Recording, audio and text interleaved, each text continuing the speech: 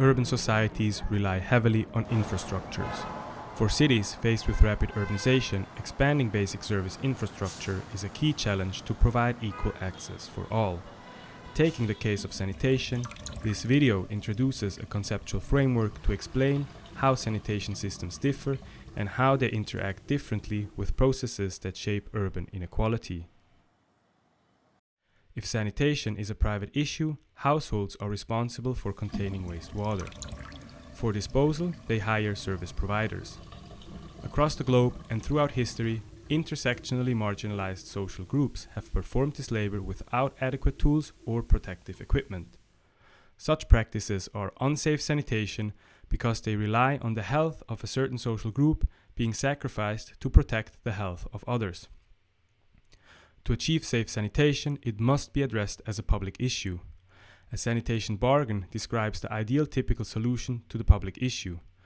At its core are the roles and responsibilities of public and private actors to make a distinct technological system work.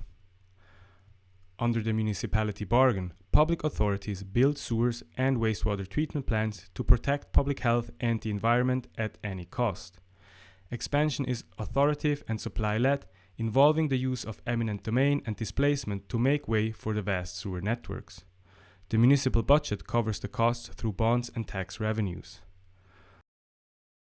Under the utility bargain, private utilities provide sewer sanitation for full cost recovery tariffs along the polluter pays principle.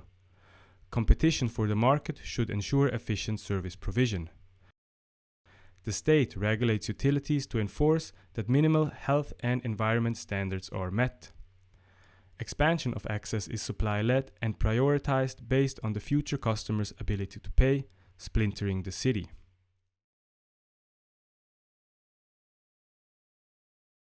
For non-sewer sanitation, sewers are unbundled and containment, emptying, transport and treatment become separate activities.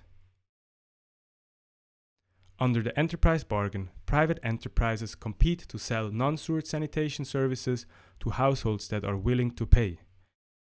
Expansion of access is demand-driven and follows households' ability to pay for sanitation services. The state stimulates demand through sanitation marketing and behavioral change interventions. Public health becomes a secondary effect that materializes once all households become customers of sanitation services. Under the Cityworks bargain, public entities coordinate non-sewer sanitation to ensure that households are serviced irrespective of their ability to pay. They ensure that safe containment is built at every household and that septic tanks are emptied at regular intervals so that no wastewater is released into households or the environment at any time. Costs are covered through income-adjusted tariffs and cross-subsidies where households lack the ability to pay. To conclude, sanitation systems interact with processes of urban inequality through the technologies used and the dominance of public or private actors for organization and finance. For combining sewered and non-sewered sanitation, the citywide inclusive sanitation approach, in brief CWIS, is the emerging paradigm. While it gives flexibility to the technologies used, it carries a rigid adherence to the dominance of private actors. To provide equal access for all, the flexibility must be extended to the way sanitation is organized and financed so that all city dwellers are served. The sanitation bargains typology can serve as a compass in such an endeavor.